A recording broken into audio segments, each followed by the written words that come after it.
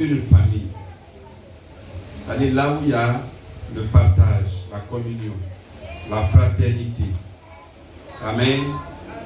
Jésus a dit, mes frères et mes sœurs, c'est ceux qui écoutent la parole de Dieu avec moi et qui la mettent en pratique.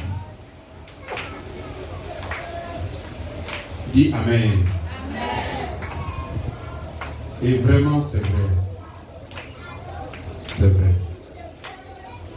Jésus a dit la vérité. Parce que lui-même, il est la vérité. Prenons 1 Jean 3, verset 16 à 18. 1 Jean 3, verset 16 à 18. 1 Jean 3, verset 16 à 18. C'est prouvé.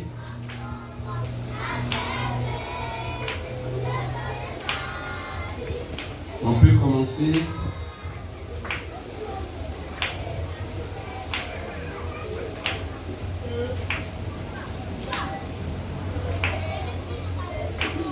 On peut commencer. 1 Jean 3, verset 16. Quelqu'un pour lire? Allons plus vite, plus vite. Et c'est pas encore trouvé. Nous avons connu l'amour en ce qu'il a donné sa vie pour nous. Nous aussi, nous devons donner notre vie pour les frères. Oui, c'est ça.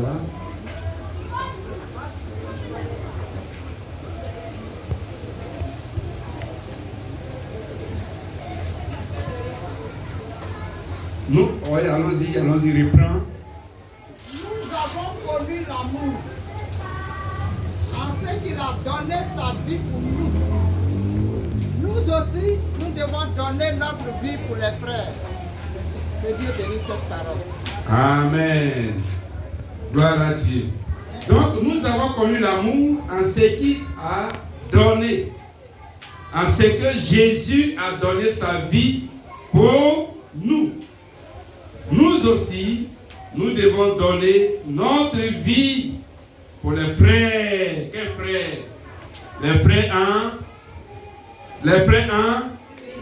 Tout le monde, les frères en?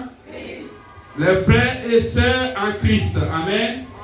Dans ce mot frère, il y a les frères dedans et il y a les sœurs dedans. Dis Amen. Amen. Voilà.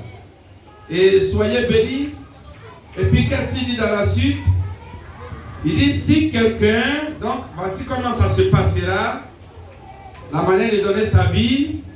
Mais si quelqu'un possède les biens du monde, qui sont l'argent, les vêtements et les vivres et autres, les maisons, les voitures, voyant son frère dans le besoin, il lui ferme ses entrailles, comme à l'amour de Dieu, demeure-t-il en lui? Petit enfant, n'aimons pas en parole et avec la langue, mais aimons en action et avec vérité. Dis Amen. Amen. Voilà, suivez ici maintenant. Aujourd'hui est le jour des lâches dans toutes nos églises. Dis Amen. Lâche, c'est quoi? C'est l'action d'assistance, de soutien financier, matériel et autres pour que chacun peut apporter à son frère et à sa soeur en Christ. Dans la vie de qui il a vu un besoin. Alléluia. Selon le besoin que tu as vu chez l'autre.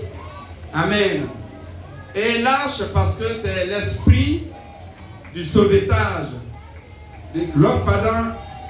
Pendant au temps de Noé. Amen.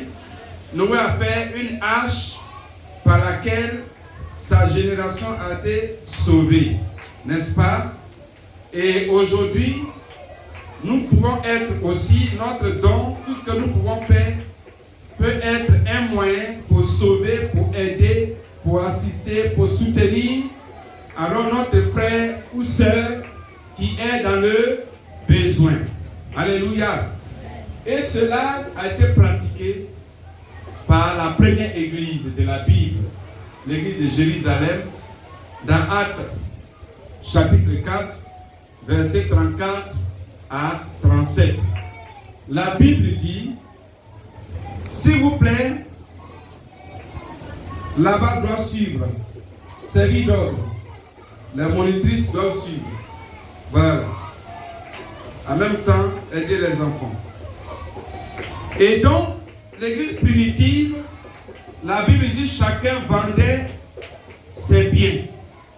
Soit une maison, un champ, ou alors autre chose. Et apportait l'argent devant tous. Dans Actes 4, versets 34 à 37. Gloire à Dieu. Gloire à Dieu. Et donc aujourd'hui, l'apôtre Jean, qui a vécu avec Jésus, qui a vu, ou alors qui a suivi la vie de Jésus, qui a vu que Jésus a donné. Tout ce que Jésus a fait, Jésus donnait. Jésus a donné sa vie à l'humanité, en mourant à la croix. Jésus a donné la guérison aux malades, n'est-ce pas? Il a donné le pain à ceux qui avaient faim, n'est-ce pas? Et il a donné du repos à ceux qui étaient fatigués et chargés. Amen. Et vous voyez donc, et Jésus a fait toutes ces choses-là pour nous qui sommes là ce matin. Et c'est pourquoi l'apôtre Jean dit, dans ce texte que nous avons lu, que chacun doit donner sa vie comme Jésus a donné sa vie pour nous. Alléluia. Mais donner sa vie veut dire quoi? Donner sa vie veut dire que donner ce qui est important pour nous-mêmes. Gloire à Dieu.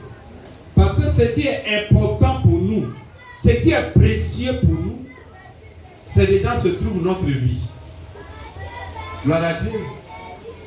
C'est dedans se trouve notre vie. Je prends un exemple. Quand quelqu'un a une seule maison, et puis il a perdu cette maison, on dit mais il a perdu sa vie. Mais il est foutu, mais sa vie est détruite. N'est-ce pas?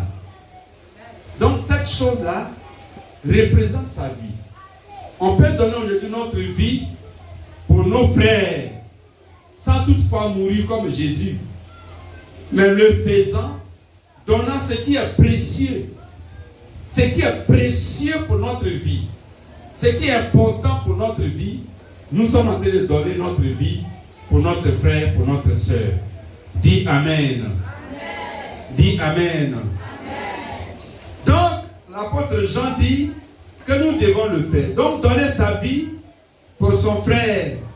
Il dit nous devons le faire dans la vérité. Amen. Nous devons le faire dans la vérité. Nous reprenons cette partie. Il dit si quelqu'un possède, est-ce que c'est là? Non. Le verset 18. Petit enfant n'aime point en parole et avec la langue, mais avec action et avec vérité. Ça veut dire que aimer son frère ou sa soeur, il est question de poser des actes. Il faut poser des actes.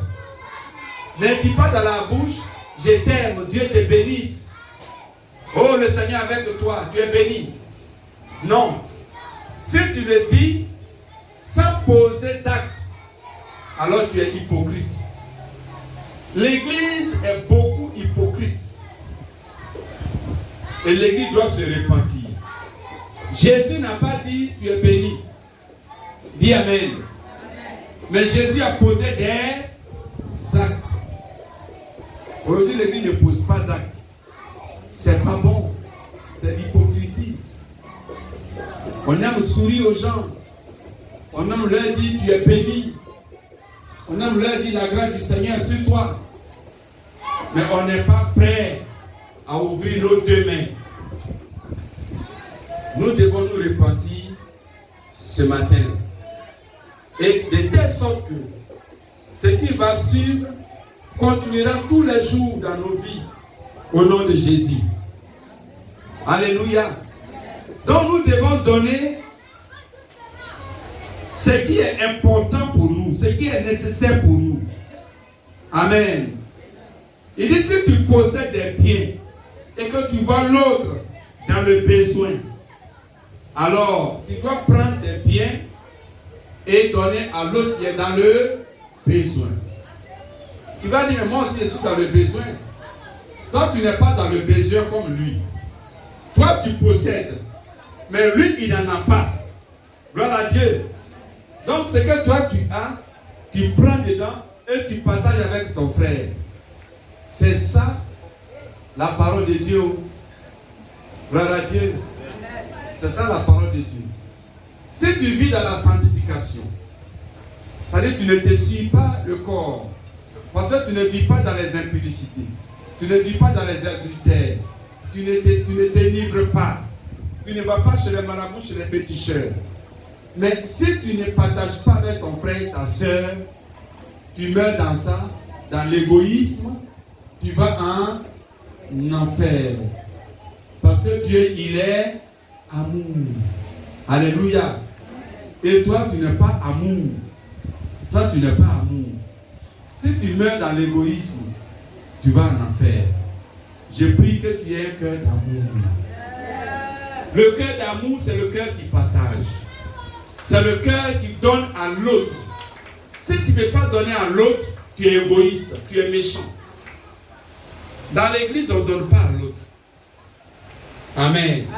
Mais tout ce qu'on fait, on prie pour l'autre. Hypocrite. Ventre paresseux. Répands-toi.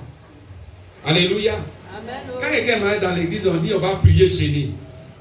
Mais on dit par exemple, on va opérer la personne. Le docteur a besoin de 150 000. Mais on dit on va prier gêné. Est-ce que le docteur a dit de prier gêné? Non. Est-ce que le docteur a besoin de prier gêne pour opérer votre soeur, frère ou frère? Il dit il a besoin de combien? 150 000. L'église doit donner 150 000 que de prier gêné. Alléluia. Quand il s'agit de prier gêné là, très souvent les docteurs le disent. Ils disent aux malades, ah ton cas là, vraiment c'est pas simple. Il y a quelque chose derrière. Si tu peux voir du côté de l'église, ils vont prier pour toi. Même les docteurs qui sont païens, quand ils sont arrivés au bout de leur service et que ça ne marche pas, ils disent la vérité. Attendez qu'on nous dise d'abord de prier avant de prier. Alléluia. Voilà.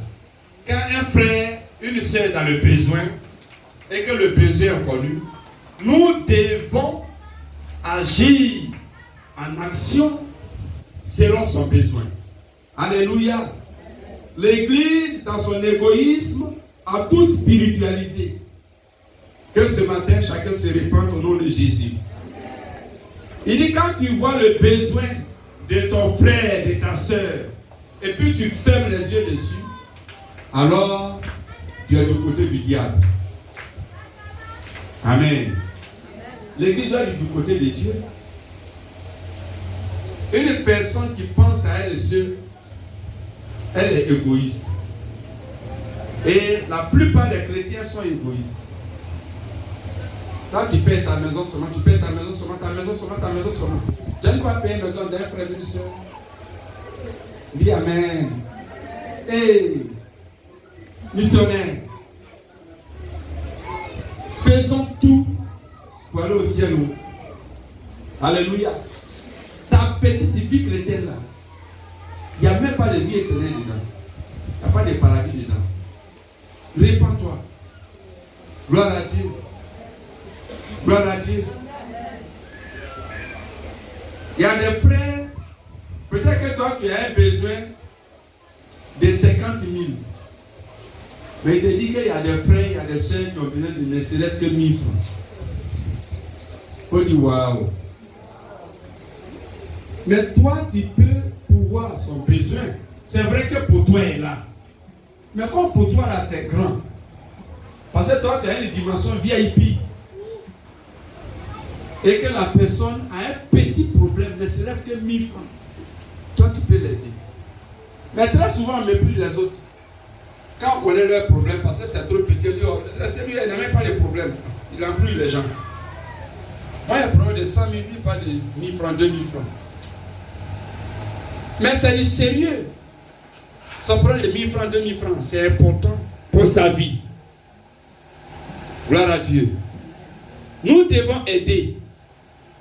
Et donc, aider nos frères et sœurs.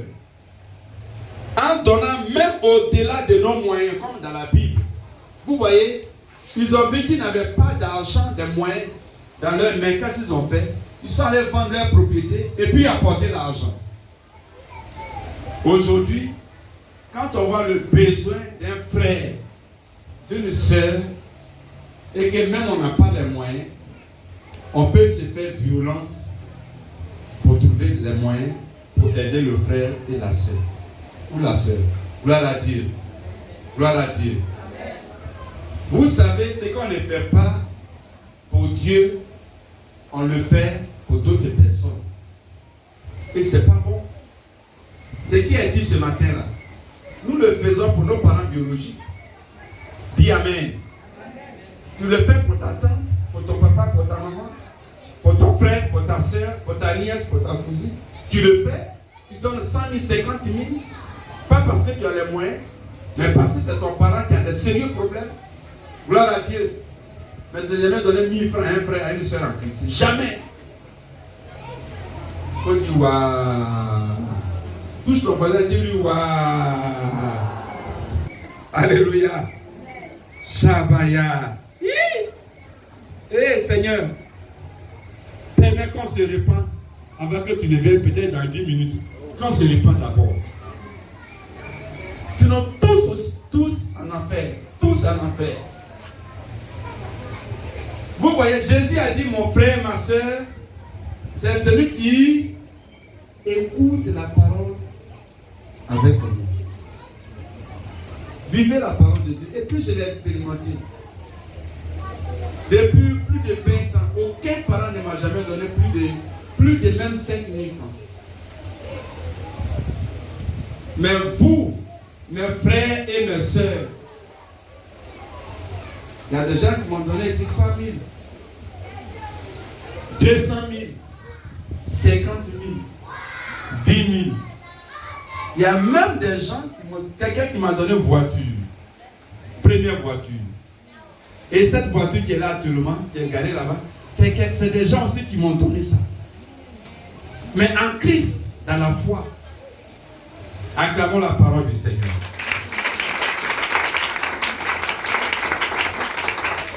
Gloire à Dieu. Donc la parole de Dieu est la vérité. Regarde ce que toi tu fais. Tu donnes. Donner aux parents biologiques, c'est pas mauvais. C'est important. Mais la priorité, c'est à qui on doit donner plus. Et régulièrement, ce sont nos frères et sœurs dans la foi. Il y a des gens ici, chaque fin du mois, ils expédient au village, en famille. Vrai ou faux? Alléluia. On peut lever la main droite. Voilà. Et ça, c'est programmé. Mais on ne pense jamais à un frère ou à une sœur. Shabaya. Gloire à Dieu. Gloire à Dieu. Gloire à Dieu. On va au funérailles de tous les parents. Ma nièce, ma cousine, mon tonton, ma tante. Chaque mois, on est au funérailles. Mais quand un frère en Christ, une sœur, père, parent, on ne va jamais l'assister. Gloire à Dieu. Non, si on dit à quelqu'un, tu vas assister la sœur là, qui a perdu, par exemple, son papa, dit l'église va payer mon transport. Gloire à Dieu. Vous voyez, ce n'est pas sa sœur. L'église doit se revoir. Les chrétiens, nous devons nous revoir nous-mêmes. Parce qu'on a une affaire dans notre main et nous ne sommes pas dans cette affaire. Dis Amen. Même quand quelqu'un a des difficultés, on accuse. On dit c'est Dieu qui a de le frapper. Dis Amen. Nous. Mais c'est vrai. Même si on ne le confesse pas, mais on le dit dans nos cœurs. On dit, problème qui là là. Oh. Mon frère, il faut laisser. Ça va, c'est Dieu qui a fait régler son compte. Donc c'est parce que la personne a problème maintenant, c'est là maintenant.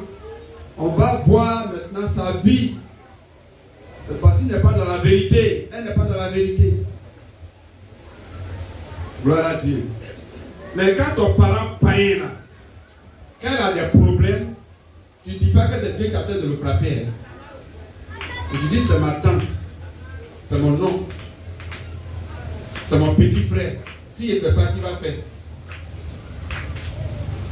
Que vos yeux soient ouverts au nom de Jésus. Chacun peut donner à une, à deux personnes, à trois personnes ce matin. Gloire à Dieu. Et on peut donner au-delà de nos moyens, comme on peut donner selon ses moyens, comme on peut donner aussi le superflu. Dis Amen. Le superflu, c'est quoi? Le superflu, c'est ce qui n'est pas nécessaire pour toi. Il y a des choses que tu possèdes, que tu trouves qu'elles ne sont pas nécessaires pour toi. Elles sont dépassées pour toi. Mais néanmoins, elles sont là avec toi. Dis Amen. Amen. Dis Amen. Amen. Elles sont là avec toi.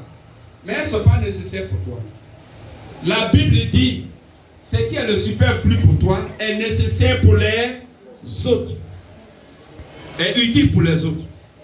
Dans 2 Corinthiens 8, versets 13 à 14. Notez ça bien. Ce qui est superflu pour nous, ce qui n'est pas important pour nous, ce qui est méprisable pour nous, que nous possédons, est important pour quelqu'un d'autre.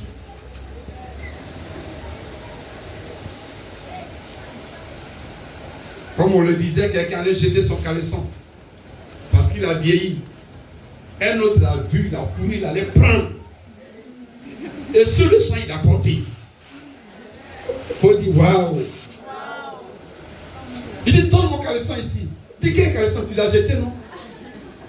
Moi, il a pris dans la poubelle, dans le dépotoir. Gloire à Dieu. Donc, c'est quand il a pris son caleçon, c'est là maintenant son caleçon lui a plu.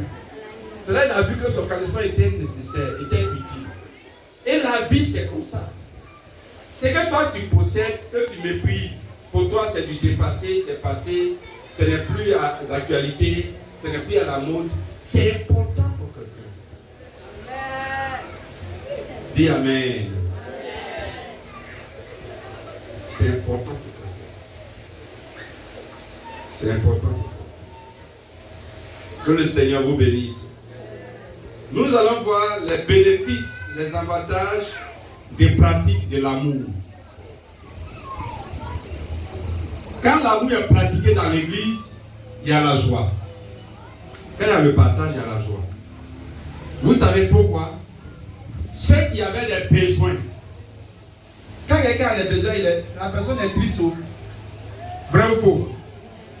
La personne est triste.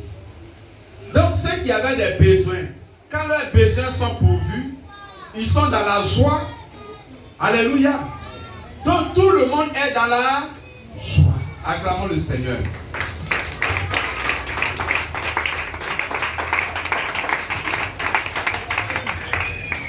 Donc là où on pourvoit aux besoins des autres, c'est là tout le monde est dans la joie.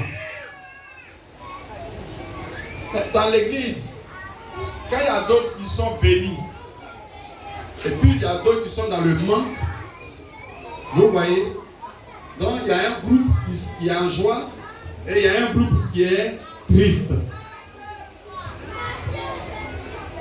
Que le Seigneur vous bénisse. Donc, nous pouvons apporter la joie aujourd'hui.